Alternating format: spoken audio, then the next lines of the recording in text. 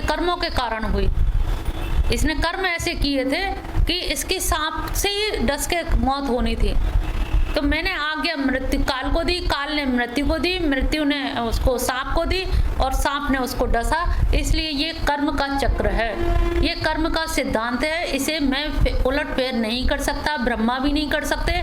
जिसकी मौत जिस चीज़ से जहाँ लिखी है, जैसे लिखी है, वो उसी प्रकार से होगी। इसलिए जो ये विवेक युक्त व्यक्ति ये समझ लेता है कि मेरी मौत जिस दिन आनी है, इसके लिए कोई दोषी नहीं है, कोई परिस्थिति दोषी नहीं है, जिसके माध्यम से आनी है, जिसके द्वारा होनी है।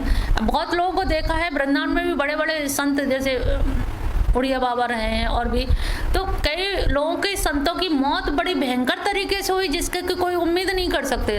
लेकिन लोग कहें अरे ये तो संत थे।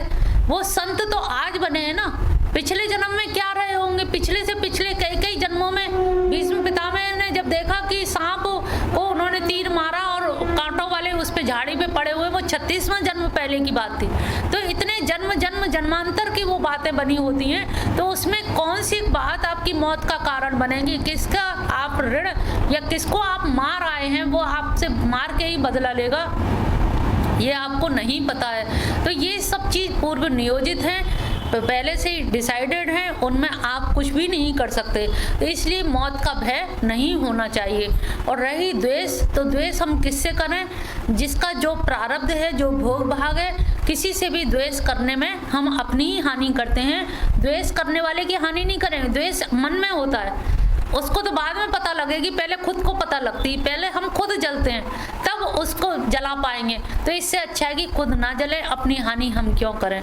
तो ये राग द्वेष अभिनिवेश ये जो है, चाणक्य ने ये कहा है कि आप किसी की भी जैसे चुगली करते हो, तो चुगली वही करिए, अपने मित्र से भी वही बात करिए जब जो शत्रु से भी कर सके, क्योंकि जो आज मित्र है वो कल शत्रु बनेगा। तो राग जिससे है उससे द्वेष भी होगा।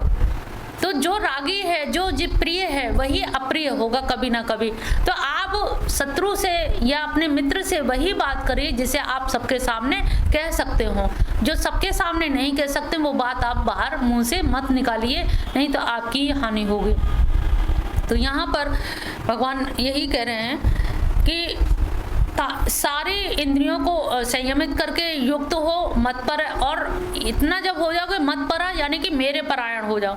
वसे ये यस्य इंद्रियाणि, और जिसकी इंद्रियां वश में हैं वही उसी की प्रज्ञा प्रतिष्ठित मानी जाती है। और जब हमारे हम युक्त नहीं हो पा रहे या इंद्रियां वश में नहीं हो पा रही, तो हम किसी तरह से ऐसा करें कि हम भगवान के शरणागत हो जाएं। मत परह कहने का मतलब है कि हम उनके शरणागत हो जाएंगे तो हमारे अंदर जो भी कमियां हैं, वो कहते हैं ना कि नामे भक्त प्रणश्यति नामे भक्त विनश्यति, उनके भक्त का विनाश नहीं होता। तो हम भगवान के ही शरणागत हो जाएं। उनके शरणागत होने से काफ़ी कुछ चीज़ें संशोधन, जो हमारे काम करने की जो वृत्ति है वो भगवान के समर्पित होने से भगवान में ही समर्पित हो जाएगी।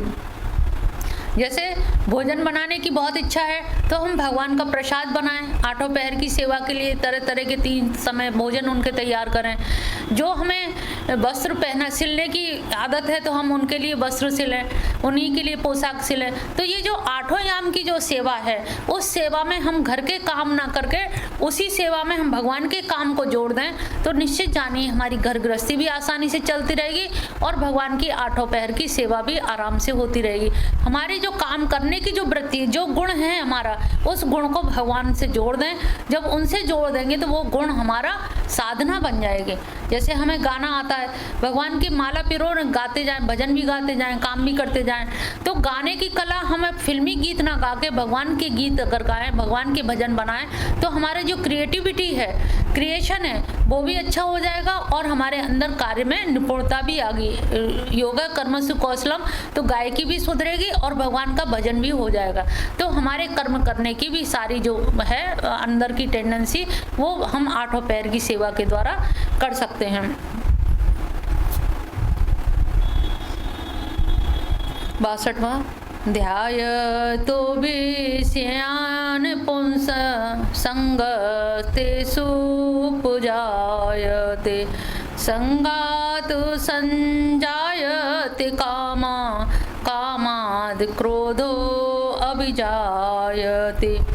ध्यायतो, आप निरंतर किसी चीज का ध्यान करते रहिए तो आपको उस वस्तु के पाने की अभिलाषा होने लगती है। तो जो चीज़ आपके पास नहीं है लेकिन आपने कोई चीज़ की बात सुन ली है तो सुनते सुनते आपको पाने की इच्छा होने लगती है। तो जितना आप ध्यान करेंगे और ध्यान करते करते विषयों में आपका रमण ध्यान से ही होने लगेगा। तो कैसे हम विषयानुपुंज, और वो धीरे धीरे क्या होता है, उस व्यक्ति की संगत जो उपजा देते उसमें उसकी आसक्ति उत्पन्न हो जाती है। तेसु, उसके अंदर ऐसी आसक्ति आ जाती है कि कैसे भी इसको हम प्राप्त कर लें, ये चीज़ मेरे पास होनी चाहिए।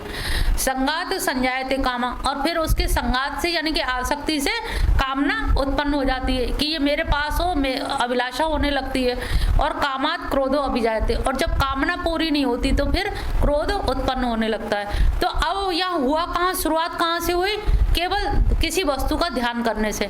मन ही मन ध्यान किया, अभी हमने बाहर कहा नहीं कि हमें ये चाहिए, लेकिन मन में था कि हमें ऐसी चीज चाहिए, और चाहते चाहते वो इतना रूप ले लेती है कि अब तो वही चाहिए, इसके अलावा हमें दुनिया की कोई चीज़ और अच्छी लगती नहीं है।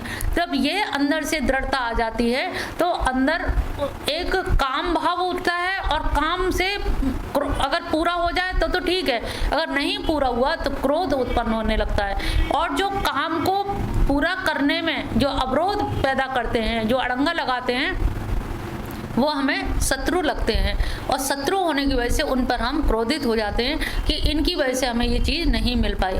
अगर ये प्रॉब्लम ना करते, ये व्यवधान ना करते तो शायद हमें ये चीज़ मिल जाती। तो यहाँ पर शुरुआत से ही हम जो कामना कर रहे हैं उस कामना के लिए ध्यान कर रहे हैं, ध्यान से आसक्ति पैदा हो रही है, आसक्ति से कामना, कामना से क्रोध। तो ये जो क्रम है हमें किसी तरह से प्रारंभ में ही अपने आप को रोक देना चाहिए। अगर प्रारंभ में रोक दिया तो हमारी कामना नहीं होगी, और कामना नहीं होगी तो क्रोध भी नहीं होगा।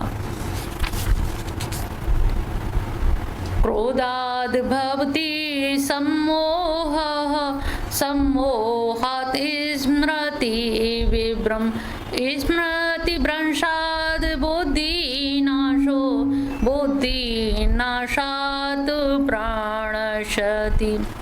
क्रोध से सम्मोह होता है, और सम्मोह से स्मृति विभ्रम होने लगता है।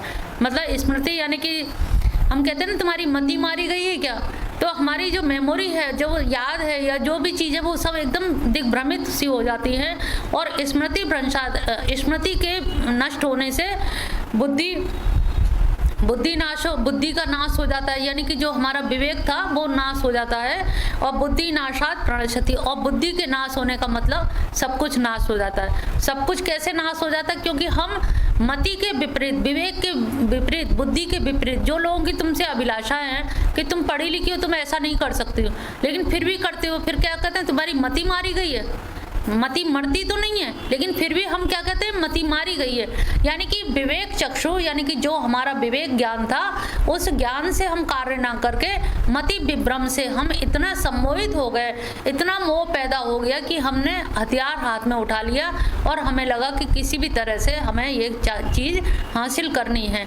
और कहते हैं कि जिसकी बुद्धि मारी जाती है, जब बहुत कोई नाश की तरफ जाता, कहते अरे उसकी मति मारी गई है, उससे मत कुछ कहो, बुद्धि नष्ट हो गई है। और जिसकी बुद्धि नष्ट हो जाती है उसका सारा कुछ नष्ट हो जाता है।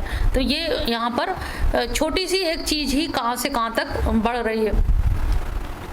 राग द्वेष वियुक्तस्तु विषयान् इंद्रियश्चरन् आत्मवशैर्वेदे आत्मा प्रसादमधिगच्छति। जो राग द्वेष से मुक्त हो जाते हैं, परंतु तू शब्द यहाँ पर परंतु के लिए आया है, अपने अधीन किए हुए अंतःकरण वाला साधक, जिसने अपने आप में अधीन कर लिए, जो साधक है जिसने वश में कर लिया है राग द्वेष से, और अपने आप को भी वश में किया हुआ है, वैसा आदमी प्रसाद को तो प्राप्त होगा, लेकिन प्रसाद प्राप्त करने से पहले उसे कितना कुछ देखना पड़ेगा।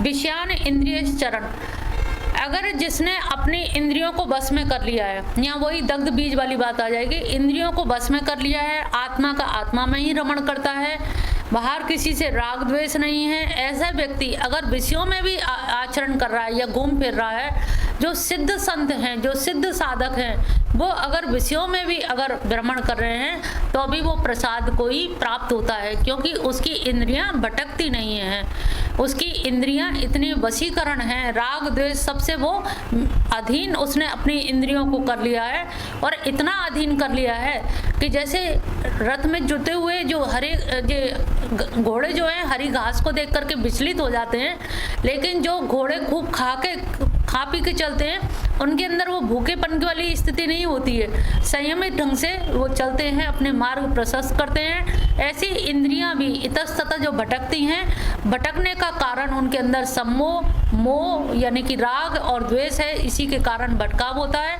लेकिन जिस साधक ने वश में कर लिए हैं, इंद्रियां जिसके वशीभूत हैं, मन को जो आज्ञा देंगे मन उतना ही कार्य करेगा, वही विचार करेगा, वैसे ही करेगा। जब इतना संयमित विचारधारा होती है तो ऐसे जीव को, ऐसे साधक को, ऐसे सिद्ध व्यक्ति को कहीं भी छोड़ दीजिए। जैसे एक कच्चा घड़ा है, उसे पानी में छोड़ दो तो क्या होगा? गल जाएगा। पका घड़ा है, आग में चढ़ा हुआ है, तो यहाँ पर बुद्धि क्या है? विवेक रूपी अग्नि में जब तपी हुई बुद्धि है तो फिर आप जैसे नवनीत होता है ना, नवनीत को पानी में तैरा दो तो क्या होता है, और वैसे मठा डाल दो तो घुल जाएगा, लेकिन मथानी से मथ के जब नवनीत निकाल लेते हैं और जब उसे तैराते हैं तो वो तैर जाता है। इसी तरह से जब हमारी इंद्रियां अपने वश में हैं, संयमित हैं, नियंत्रित हैं और बिल्कुल हम आप्त काम हैं, कोई अभाव का अनुभव नहीं करते, ऐसे आप्त काम मनुष्य के लिए संसार विमोह पैदा नहीं करता, विभ्रम पैदा नहीं करता, क्रोध उत्पन्न नहीं करता, सम्मोह पैदा नहीं करता। ऐसे व्यक्ति के लिए शांति आराम से प्राप्त हो जाती है, सम्यक अधीयते, सम्यक प्रकार से अधिष्ठित हो जाता है, क्योंकि उसकी बुद्धि भ्रमित नहीं होती, उसके कर्म फिर दग्ध बीज की भांति होती है, अनासक्त भाव से। जैसे बड़े बड़े सिद्ध साधक भी हैं, अब जैसे बुद्ध को ही देखिए, 12 निदान उन्होंने प्रतीत्य समुत्पाद ज्ञान की प्राप्ति की, लेकिन ज्ञान की प्राप्ति करके चले कहाँ गए? लौट के तो आना पड़ा समाज में। तो ये जो जब लौट के आते हैं ऐसे साधक गण, जब प्रत्यावर्तन होता है, जब समाज में लौट के आते हैं, तो ये बहुजन हिताय सर्वभूत हिते रता, सबके हित के लिए इन्हें लौट करके आना पड़ता है। फिर ये जो आज्ञा, जो उपदेश देते हैं, ये उपदेश देने से फिर कितना भी लोग दें, इनको गाली तक देते थे। तो इनके संग में जो चचेरा भाई आनंद रहता था, वो कहता था आप ये गाली देते हैं, आप कुछ देते नहीं है, आप कुछ नहीं कहते इनसे। कल वो दे रहे हैं, हमने नहीं ली, वो दे रहे हैं ना, उनका काम है देना, हम नहीं ले रहे, ये हमारा काम है। तो जब इतनी सम्यक बुद्धि हो जाती है तो आपके बाहर की बाह्य परिस्थितियां आपको उद्विग्न नहीं कर पाती हैं, आप विवेक के द्वारा उन परिस्थितियों को काट छाट देते हैं। तो जब ये रामकृष्ण परमहंस हैं, विवेकानंद हैं, राम तीर्थ हैं, तो ये सारे संत साधक अवस्था में होते हैं, तब तो इन्हें बहुत सावधानी से चलना पड़ता है। लेकिन साधक हो के ऊपर ऊंचाई पे चढ़ के जब नीचे उतर के आते हैं, जनता जनार्दन के हित करने के लिए आते हैं, सबकी उद्धार करने के लिए जब आते हैं, तब ये इतने खरे सिक्के की तरह से या पके घड़े की तरह होते हैं कि फिर इनको कितने भी पानी में तैरा दो, इन पर कोई फर्क नहीं पड़ता। तो वही स्थिति जो राग द्वेष से वशीकरण अपने आप में वियुक्त हो जाते हैं, यानी कि मुक्त हो जाते हैं, इंद्रियां अपने वश में होती हैं, ऐसे इंद्रिय वश में किए हुए व्यक्ति के लिए संसार फिर प्रपंचात्मक नहीं रहता। ऐसे साधक के लिए, सिद्ध संत के लिए फिर वो मोह का कारण नहीं बनता।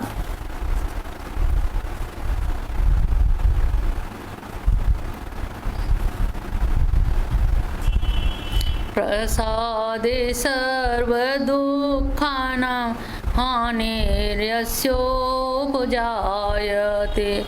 प्रसादो चेतसोऽशु बुद्धिपर्वतिष्ठते। प्रसाद में जब प्रसन्नता होती है तो सब दुखों से उसकी हानि यानी कि समाप्त हो जाते हैं। प्रसाद में आप वैसे भी देखें, आप जब बहुत प्रसन्न होते हैं तो छोटी मोटी बात आपको नहीं खलती है। तो जो प्रसाद का मतलब है जो प्रसन्नता, जो सदा रहे, मुदिता।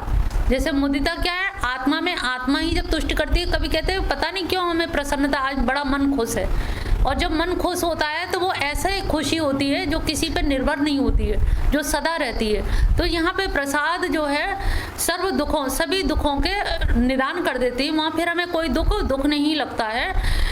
प्रसन्न चेतसा, और वो शीघ्र ही प्रसन्न चित्त में शीघ्र ही बुद्धि जो है प्रतिष्ठित हो जाती है, स्थित हो जाती है। वहाँ पर हमें छोटे मोटे दुख भी, किसी की कही हुई अनसुनी बात भी, अनसुनी अरे जाने दो, रहने दो। बड़े लोग कहते हैं ना बड़कपन है, बड़कपन में क्या है, छोटी मोटी बातों को ध्यान ही नहीं देते, अरे जाने दो ये ऐसे ही है। तो इसी प्रकार से जब छोटी छोटी बातों को हम इग्नोर करने लगते हैं तो हम महानता की श्रेणी में आने लगते हैं, और ये हमारा अभ्यास होता रहता है। और अभ्यास होने से क्या है, आप किसी की बात को गले नहीं लगाएंगे, किसी से द्वेष नहीं करेंगे, तो आपके अंदर प्रसन्नता स्वाभाविक रहती है। इसको हम मुदिता का भाव भी कह सकते हैं। मुदिता यानी कि मोदक शब्द से बना है। मोदक जैसे लड्डू मुंह में ले के और एकदम मगन होके जो हाव भाव प्रकट होते हैं, तो वही हमारे मुदिता का भाव है। और जब मुदिता से हम किसी भी चीज़ से परेशान नहीं होते और हम आनंद की स्थिति में रहते हैं, निरंतर हमें आनंद व्यक्त होता रहता है। नास्ति बुद्धिर अयुक्त से न चायुक्त से भावना, न चा भावयत शांतिर शांत से कुत सुखम। नास्ति बुद्धिर अयुक्त, जो अयुक्त है ऐसे व्यक्ति के लिए बुद्धि योग नहीं है। द्वितीय अध्याय का 62वां श्लोक, जिसमें कहा गया कि काम ही सब चीज़ों की जड़ है। अगर हम जिस चीज़ का ध्यान करते रहते हैं और जिस चीज़ के विषय में सोचते रहते हैं, तो विषयों का चिंतन करते करते वो एक बार के कामना बन जाती है कि रोज़ सोच रहे हैं, हमेशा से इसका विचार बना रहे हैं, आज एक दिन ले ही लेते हैं उस चीज़ को।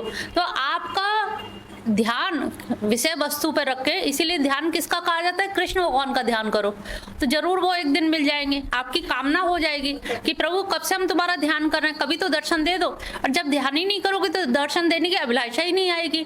तो अभिलाषा से पहले, कामना से पूर्व उस विषय का आप ध्यान करते हो, और ध्यान करते करते क्या होता है, कामना प्रस्फुटित हो जाती है अंतर्मनस में, और कामना प्रस्फुटित हो जाती है तो पूरी हो जाती है कामना।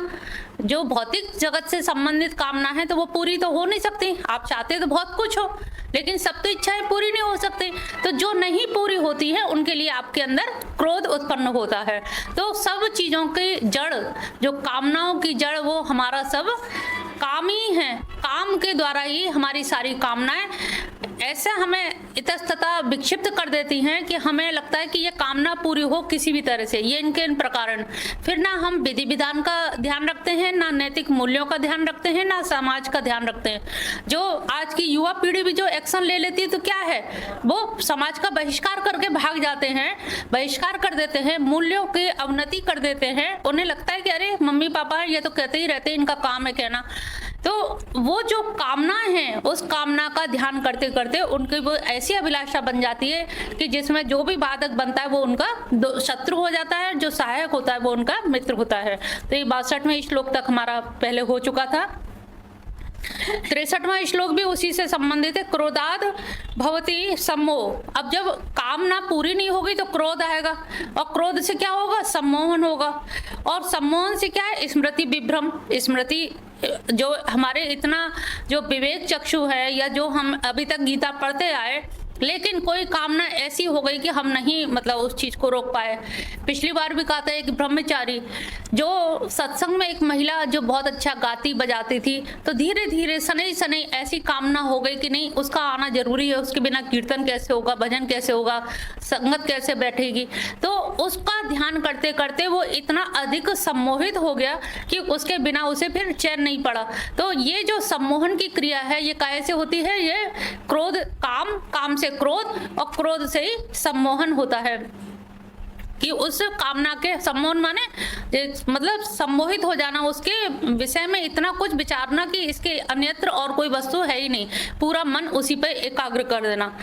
और स्मृति, फिर स्मृति भी भ्रष्ट हो जाती है। जो हमारी मेमोरी में या अभी तक पुरखे हमारे बड़े बुजुर्ग जो जो कहते आए हैं, हम उनको बातों को भी ध्यान नहीं देते, और हम किसी न किसी तरह से अपनी अभिलाषा कामना पूर्ण करना चाहते हैं। तो उससे क्या है, स्मृति नष्ट हो जाती है। माना भाई मुझे तो नहीं लगता कोई व्यक्ति मूर्ख है आज के युग में, सब जानते हैं झूठ बोलना पाप है, कौन नहीं जानता, लेकिन सब बोलते हैं। मोटा मोटा ज्ञान जो बेसिक लेवल का ज्ञान है वो सबके पास है, कोई अज्ञानी नहीं है। अब ज्ञानी हम किसको कहते हैं? जो ज्ञान को फॉलो कर ले, अनुगमन कर ले, आचरण में जो उतार ले, उसी को हम ज्ञानी कहते हैं। अन्यथा ज्ञानी तो हर व्यक्ति है। क्यों है? क्योंकि उसका प्रादुर्भाव किससे हुआ है? सत्व चित आनंद। चित्त भी है यानी कि चेतन सत्ता है, यानी कि ज्ञान भी है, आत्मा है तो ज्ञान होगा, और आनंद भी है, फिर भी हम लोग दुखी हैं। तो हमारी जो रचना हुई है सच्चिदानंद से हुई है, जो सत्य है, चित है और आनंद है, लेकिन हम सब दुखिया नानक सब संसारा।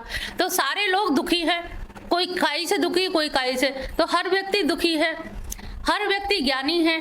तो वही स्थिति हमारी स्मृति पर प्रभाव पड़ता है, और स्मृति से हमारी बुद्धि का, स्मृति भ्रंशात बुद्धि नाश हो, उससे फिर हमारी बुद्धि नाश हो जाती है, और बुद्धि नाश होने का मतलब है फिर सब कुछ नष्ट हो गया। हम कहते हैं ना कि अब हमारी बुद्धि काम नहीं कर रही है। अब जब काम नहीं कर रही है बुद्धि, या तो आपके अंदर इतना सेंस हो कि आप किसी सदगुरु के पास जाएं, या किसी अच्छे व्यक्ति से विवेक के बारे में, या मेरी मति मारी गई है, या मेरी बुद्धि काम नहीं कर रही है, तो कभी कभी हम गुरुजनों के पास जाते हैं, या भगवान के मंदिर में एकांत में बैठते हैं, एकांत से भी हो। ऐसे में कहीं भी हमें गलत संगत नहीं करनी चाहिए। एक बार बताया कि एक आदमी घर में पत्नी से झगड़ा हो गया, और वो घर के चौखट के बाहर बैठा हुआ, उसके दोस्त ने कहा, अरे कहाँ क्या कर रहे हो? कल अरे आज बड़ा कलेश है, दिन में मन में बड़ा बेचैनी हो रही है। उसने कहा चलो घूम आते हैं, थोड़ा सा पास में ही सर्कस लगा हुआ है, मेला लगा हुआ है, देख के आते हैं, घूम आते हैं, मन अच्छा हो जाएगा। अब मन अच्छा करने के बजाय जब घर से आप निकल गए तो ये प्रश्न उठता है कि आपने किसका संग किया है।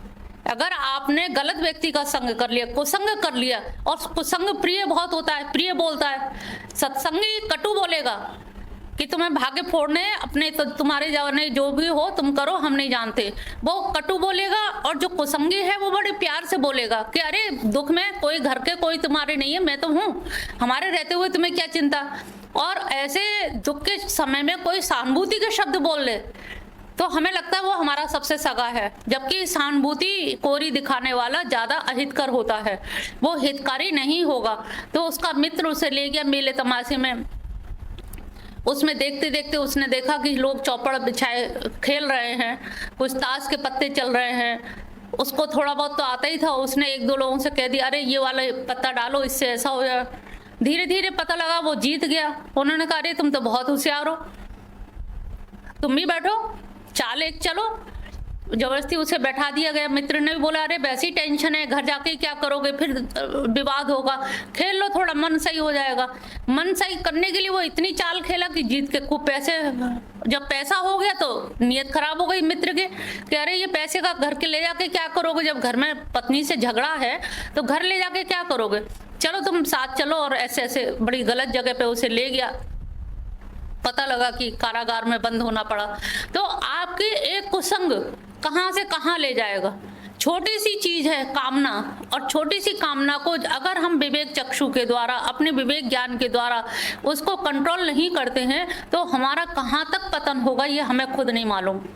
तो ऐसे में आप कैसे विवेक चक्षु से आप काम कर सकते हो, किस तरह की घर की परिस्थितियां, उनको परिस्थितियों में हम किसके सानिध्य में जाएं, किस जगह पे जाएं। जो विषाद योग है वो कैसे बना विषाद योग। अर्जुन कृष्ण भगवान के पास आ गए इसलिए वो योग बन गया, अन्यथा तो विषाद था। विषाद में योग आज तक कहीं देखा है कि विषाद और योग हो, कहाँ विषाद कहाँ योग। लेकिन जब हम दुखी होते हैं भगवान के चरणों में बैठ करके रुदन करते हैं तो वो रुदन हमारे लिए विरह अग्नि बन करके हमारे पापों को ध्वस्त कर देता है। चित्त शुद्ध हो जाता है, अंतःकरण शुद्ध हो जाता है। और जब अंतःकरण शुद्ध होता है तो अंदर जो अंतर ज्ञान जो छुपा हुआ है उसके ऊपर जो आवरण है, दो प्रकार की शक्ति होती है माया की हमारे ज्ञान के ऊपर। हम तुम्हारा ज्ञान क्यों नहीं प्रकट हो पा रहा है, क्योंकि उस पर दो शक्तियां हैं।